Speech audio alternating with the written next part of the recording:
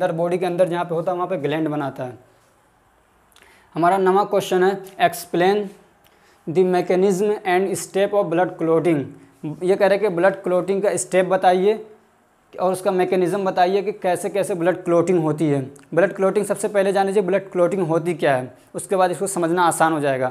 Blood clotting ये है कि मान लीजिए आपको कहीं पे चोट लग गई, खून निकलना शुरू हो गया, ब्लड आपका बहना फ्लो करना शुरू कर दिया, तो क्या होता है कुछ देर के बाद आप देखेंगे कि ब्लड वहाँ पर रुक जाता है, बंद हो जाता है। तो ये जो बंद हो गया उसके ऊपर एक लाल से चीज़ जम जाती है, ब्लड जम जाता है, उसी को हम लोग क्या बोलते हैं ब्लड क्लॉटिंग। तो ये कैसे होता है तो देख लीजिए।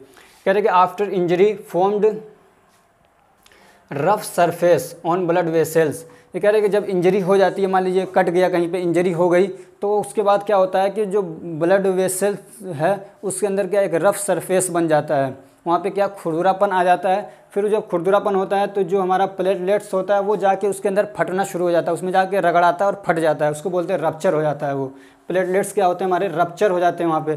मान लीजिए ये हमारी ब्लड वेसल से ये कट गई तो इसके अंदर साइड में क्या होगा एक खुरदुरा सा सरफेस बन जाएगा जिसको रफ सरफेस बोलते हैं। फिर उसके बाद जब अंदर ब्लड फ्लो करता है उसमें प्लेटलेट्स भी होता है, तो प्लेटलेट्स वहाँ पे आएगा, वहाँ पे रगड़ाएगा, फंसेगा, वहाँ फट जाता है। अब वो जब फटता है तो उसके बाद क्या होता है थ्रोम्बोप्लास्टिन निकलना शुरू हो जाता है।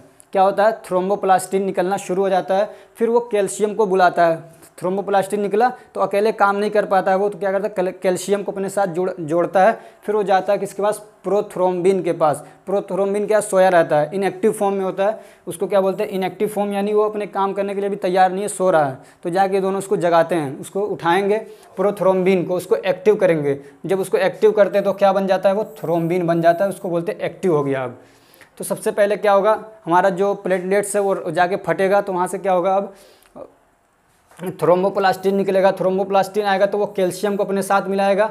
कैल्शियम जब ये दोनों मिल के क्या करते हैं, ये दोनों मिल के प्रोथ्रोम्बिन को जगा देते हैं, सो रहा है उसको जगाएंगे, उठ जाओ काम करना है, तो लेके जाते हैं उसको। तो उसको बोलते हैं कि इनएक्टिव फॉर्म में था, तब इसको क्या करेंगे एक्टिव कर देंगे। एक्टिव जब होगा ये तो इसका नाम बदल जाएगा, हो जाएगा थ्रोम्बिन। अब ये जब थ्रोम्बिन उठता है तो अब ये क्या करता है, ये जाता है फाइब्रिनोजेन के पास। किसके पास जाता है फाइब्रिनोजेन। जैसे ये अभी सो रहा था, इसको जगाया इन लोगों ने, तो अब ये जाता है तो ये इसको जगाता है फाइब्रिनोजेन, जो ये भी अभी सो रहा था, ये काम करने के लिए तैयार नहीं था, तो इसको जगाता है, ये इसको उठाता है कि चलो वहाँ पे खून बह रहा है उसको बंद करना है, तो ये उसको लेके जाएगा। तो ये इनएक्टिव फॉर्म में रहता है। इसको जब इससे मिलता है ये कहेंगे जब इसके साथ इसका केमिकल रिएक्शन होता है तो ये क्या बन जाता है फाइब्रिन बन जाता है। फाइब्रिन थ्रेड मतलब धागे टाइप का स्ट्रक्चर बन जाता है, यानी पतला पतला धागा बन जाता है। कौन फाइब्रिन। और जब फाइब्रिन थ्रेड हो जाता है तो फाइब्रिन थ्रेड और ब्लड सेल्स में WBC RBC प्लेटलेट्स जो भी हैं वो सारे मिल के फिर क्या बनाते हैं, जाके वहाँ पे क्लॉट बना देते हैं। मान लीजिए कटा हुआ है एक ये होल सा है, तो इस पे आके वो धागा टाइप का ऐसे ऐसे ऐसे ऐसे उस पर हो जाएगा। फिर जब ये ब्लड वहाँ पे आएंगे, ये ब्लड सेल्स WBC RBC, तो उसके अंदर फंसने लग जाते हैं। फंसते फंसते क्या है पूरा एकदम एक लेयर बन जाती है, तो वो जम जाता है और उसी को बोलते हैं हम लोग क्या ब्लड क्लॉटिंग हो गई। शायद के समझ में आ गया होगा आपको। ये क्वेश्चन नंबर 10। क्वेश्चन नंबर 10 क्या है हमारा, right A short note on endocrine system. ये कह रहे हैं कि इंडोक्राइन सिस्टम पे एक शॉर्ट नोट लिखिए। दो सिस्टम होते हैं, इंडोक्राइन होता है, एक होता है एक्सोक्राइन। इंडोक्राइन सिस्टम वो होता है कि जो हार्मोन बनाता है, और एक्सोक्राइन सिस्टम होता है जो इंजाइम बनाता है। इंजाइम जो होते हैं वो किसी डक्ट के थ्रू जाके जहाँ पे जाना रहता है वहाँ पहुँच जाते हैं। जैसे मान लीजिए हमारा लीवर है, वो इंजाइम बनाता है, बाइल जूस एक तरीके का इंजाइम है, पैनक्रियाज है वो इंजाइम बनाता है, कुछ इंजाइम वो भी बनाता है। तो ये जो होते हैं, जो इंजाइम जो होते हैं वो क्या होते हैं, वो किसी डक्ट के थ्रू, किसी नस के थ्रू जहाँ पे जाना रहता है वहाँ जाते हैं। लेकिन जो हार्मोन्स होते हैं वो डक्टलेस होते हैं, मतलब इंडोक्राइन जो होता है वो डक्टलेस होता है, वो अपने हार्मोन को डायरेक्टली ब्लड में छोड़ता है। वो क्या करता है डायरेक्टली ब्लड में छोड़ेगा, उसके पास कोई डक्ट नहीं होता, कोई मतलब नस नहीं होती है, वो डायरेक्ट क्या करता है हार्मोन को, जो एंडोक्राइन सिस्टम होता है वो अपने हार्मोन को डायरेक्ट ब्लड में छोड़ते हैं, तो उसको हम लोग क्या बोलते हैं हार्मोन बोलते हैं।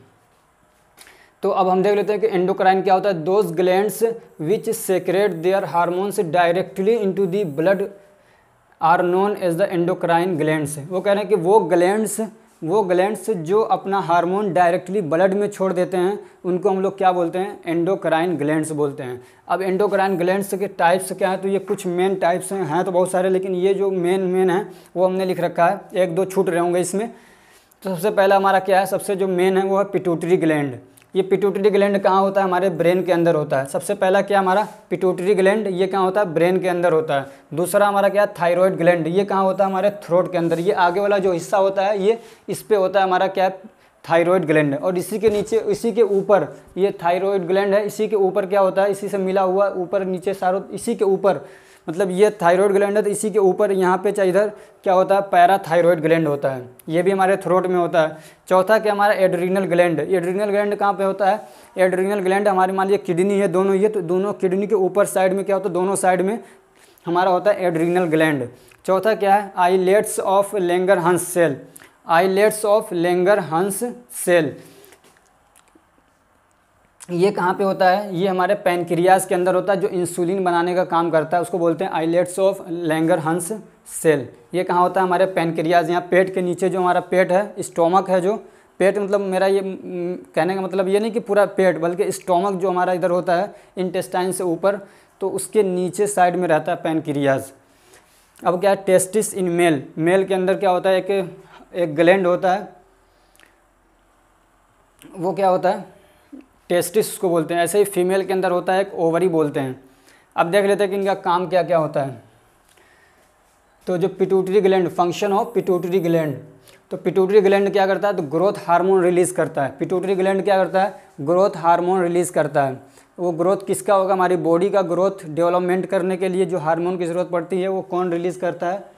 पिट्यूटरी करता है। और क्या करता है? ये थायरोट्रोपिक हार्मोन रिलीज़ करता है। थायरोट्रोपिक, जिसको शॉर्ट फॉर्म में TSH बोला जाता है, थायरोट्रोपिक हार्मोन रिलीज़ करता है। ये थायरोट्रोपिक हार्मोन क्या करते हैं? थायरोट्रोपिक हार्मोन जो हैं वो थायराइड ग्लैंड को क्या करते हैं? कंट्रोल करने का काम करते हैं। उसको बताते हैं कि कौन सा तुमको अभी हार्मोन रिलीज़ करना, नहीं करना, कितना करना है। तो ये वाला जो थायरोट्रोपिक है हार्मोन, ये क्या करता है?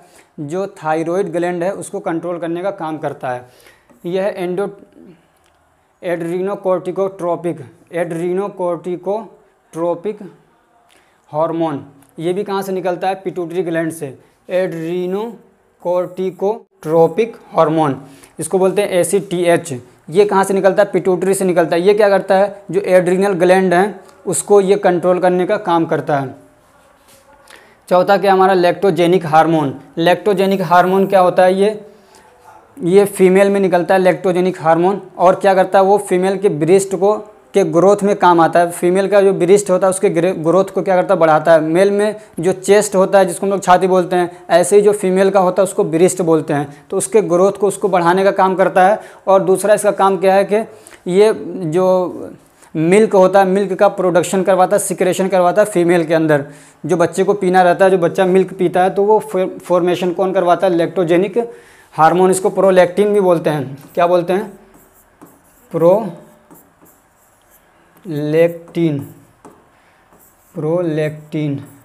प्रोलैक्टिन हार्मोन भी बोलते हैं इसको। पांचवा क्या हमारा? गोनेडोट्रोपिक हार्मोन्स, जिसको हम लोग सेक्स हार्मोन बोलते हैं। ये क्या करता है? जो हमारा मेल के अंदर टेस्टिस ग्लैंड है तो उसको कंट्रोल करने का काम करता है। उसको कहता है कि अपना हार्मोन रिलीज़ करो, जो सेक्स हार्मोन है। मेल में कौन सा होता है? स्टेरोन। मेल के अंदर जो होता है स्टेरोन होता है, और फीमेल के अंदर होता है प्रोजेस्टेरोन एंड एस्ट्रोजन। तो फीमेल के अंदर दो सेक्स हार्मोन होते हैं, प्रोजेस्टेरोन और स्टेरोजन। और मेल के अंदर जो होता है उसको बोलते हैं स्टोरोन। क्या बोलते हैं? स्टोरोन।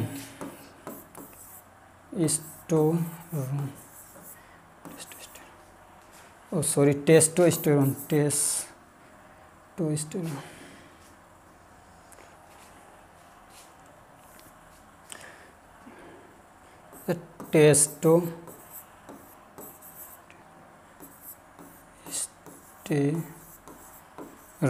ये क्या होता है? मेल के अंदर हार्मोन होता है, इसको बोलते हैं सेक्स हार्मोन। ये मेल के अंदर होता है। और फीमेल के अंदर होता है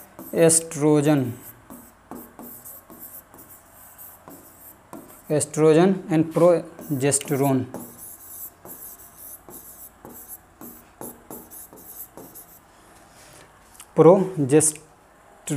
ये दो जो होते हैं, ये होते हैं फीमेल के अंदर, और ये होता है टेस्टोस्टेरोन, ये होता है किसके अंदर? मेल के अंदर। अब ये क्या करता है? टेस्टोस्टेरोन ये स्पर्म को उसके प्रोडक्शन में, उसको बनाने में, फॉर्मेशन में काम आता है, स्पर्म के फॉर्मेशन में। और ये एस्ट्रोजन जो होता है ये जो फीमेल के अंदर ओवम बनता है जिसको अंडा बोलते हैं, अंडाशय बोलते हैं, तो उसके फॉर्मेशन में काम आता है। और ये जो जब स्पर्म फीमेल के अंदर जाता है तो उसको अंडे से मिलाने का काम कौन करता है? एस्ट्रोजन करता है। ये उसको मिलवाने का काम करता है स्पर्म को ओवम से, जो अंडा होता है अंडाशय से। और ये प्रोजेस्टेरोन भी इसी में काम करता है। ये क्या करता है? यूट्रस में कॉन्ट्रैक्शन का काम भी करता है। यूट्रस के अंदर जो वॉल बनती है उसको बनाने, फॉर्मेशन में ये सब काम आते हैं। ये सब मिला के क्या करते हैं? पूरे मतलब जो प्रेगनेंसी वाला सिस्टम है उसको ये लोग क्या करते हैं? परफॉर्म करते हैं। तो पिट्यूटरी ग्लैंड का हम लोग फंक्शन पढ़ रहे थे। तो ये इसके 5 फंक्शन ऐसे हो गए जो इसके एंटेरियर लोब से होता है। इसके 2 लोब होते हैं, एक होता है एंटेरियर लोब, एक होता है पोस्टेरियर लोब। तो ये एंटेरियर लोब से ये 5 फंक्शन हो गए इसके। ये एंटेरियर लोब से हो गए ये 5, और 2 ऐसे होता है जिसका पोस्टेरियर लोब से होता है। तो उसको 2 हार्मोन रिलीज होते हैं, एक होता है ऑक्सीटोसिन, दूसरा होता है एंटी डायूरेटिक्स। ऑक्सीटोसिन क्या करता है? Contraction during birth. जब बच्चा पैदा होता है तो उस वक्त जो फीमेल की जो यूट्रस है उसको कॉन्ट्रैक्शन करवाता है, उसके अंदर मतलब सिकुड़ना खुलना ताकि बच्चा आसानी से निकले। तो उस कॉन्ट्रैक्शन को कौन करवाता है? वो करवाता है ऑक्सीटोसिन।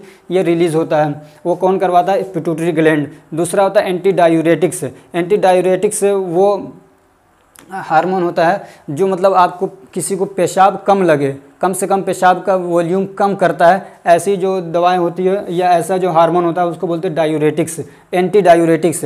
और डायूरेटिक्स वो दवाएं होती हैं जो पेशाब के वॉल्यूम को, यूरिन के वॉल्यूम को बहुत ज़्यादा बढ़ा देती हैं, उसको बोलते हैं डायूरेटिक्स। उसी का एंटी जब हो जाएगा तो उसका उल्टा जो यूरिन के वॉल्यूम को कम कर दे उसको बोलेंगे एंटी डायूरेटिक्स। अब हम लोग देख लेते हैं function of thyroid glands. Thyroid gland के फंक्शन क्या है? ये 2 ऐसे पिट्यूटरी ग्लैंड और थायराइड ग्लैंड, ये 2 ज़्यादा मेन इन्हीं का पूछता है।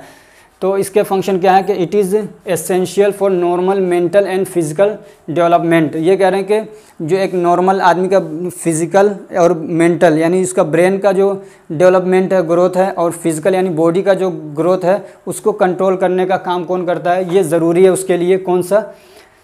थायराइड ग्लैंड से निकलने वाला हार्मोन, जैसे कि थायरोक्सिन निकलता है, और क्या होता है? कैल्सीटोनिन होता है, और एक और होता है T3 करके।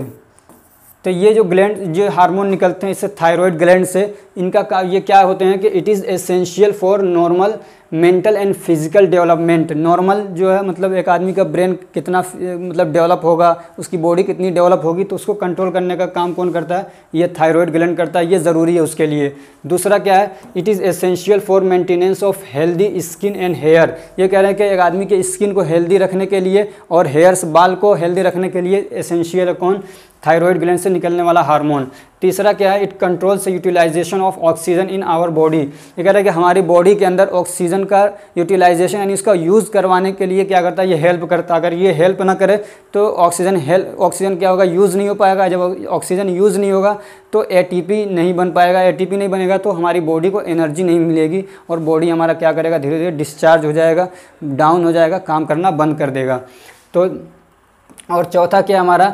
Thyroxine stimulate the absorption of glucose in the body. ये कह रहे थायरोक्सिन जो हार्मोन निकलता है थायराइड ग्लैंड से, वो क्या करता है? स्टिमुलेट द एब्जॉर्प्शन, ये ग्लूकोज के एब्जॉर्प्शन को बढ़ा देता है, यानी ज़्यादा से ज़्यादा एब्जॉर्ब करेगा ये ग्लूकोज को और हमारी बॉडी में ज़्यादा से ज़्यादा एनर्जी मिलेगी। अगर थायरोक्सिन ग्लैंड को बंद कर दिया जाए तो ग्लूकोज क्या होगा? एब्जॉर्ब नहीं होगा। जो लोग मतलब पेशेंट होते हैं शुगर के, जिनको डायबिटिक हो जाती है, तो डायबिटीज़ वाले पेशेंट को कुछ दवाएं ऐसी भी दी जाती हैं जो ग्लूकोज के एब्जॉर्प्शन को कम कर देते हैं। तो जैसे ये कि थायरोक्सिन को अगर हम लोग बंद कर दें तो एंटी थायरोक्सिन कोई मेडिसिन दे दी तो क्या होगा? थायरोक्सिन निकलना बंद हो जाएगा, तो ग्लूकोज का एब्जॉर्प्शन बंद हो जाएगा, तो ब्लड में क्या है? ग्लूकोज पहुँचेगा नहीं, तो ब्लड शुगर लेवल बढ़ेगा नहीं। तो इस तरीके से आदमी वो क्या रहेगा? नॉर्मल रहेगा। पाँचवा क्या हमारा? Calcitonin reduce the blood level of calcium. कह रहे हैं कि एक हार्मोन जो थायराइड ग्लैंड से कैल्सीटोनिन निकलता है, ये क्या करता है? जो ब्लड के अंदर कैल्शियम की लेवल है उसको क्या करता है? ये रेड्यूस करता है, कम करता है। कैल्शियम अगर बहुत ज़्यादा बढ़ जाए हमारे ब्लड के अंदर और उसी ड्यूरिंग में, उसी टाइम में अगर मान लीजिए ल्यूकिक एक एसिड होती है, ऑक्जेलिक एसिड, मान लीजिए कैल्शियम बहुत ज़्यादा हमारी बॉडी के अंदर बढ़ा हुआ है, ठीक, और उसी के टाइम पे क्या हो रहा है, ऑक्जेलिक एसिड भी आ जा रहा है, ऑक्जेलिक एसिड भी आ जा रहा है हमारी बॉडी के अंदर। तो जब ये दोनों मिल जाते हैं तो बन जाता है कैल्शियम ऑक्जेलेट। जब कैल्शियम ऑक्जेलेट बनता है तो एक तरीके से ये क्या होता है, ठोस पदार्थ बन जाता है, ठोस मादा बन जाता है, जो कि कभी जाके वो हमारी किडनी के अंदर जमा हो जाता है, कभी जाके वो हमारे जो क्या बोलते हैं गॉल ब्लैडर, जिसको पित्ता बोलते हैं, तो उसके अंदर जमा हो जाता है। उसी को हम लोग बोलते हैं कि किडनी का स्टोन हो गया, पथरी हो गया उसके गॉल ब्लैडर के अंदर। तो ये क्या करता है, कैल्सीटोनिन क्या करता है, reduce the blood level of calcium, ये कैल्शियम के ब्लड लेवल को कम करता है। Thank you so much.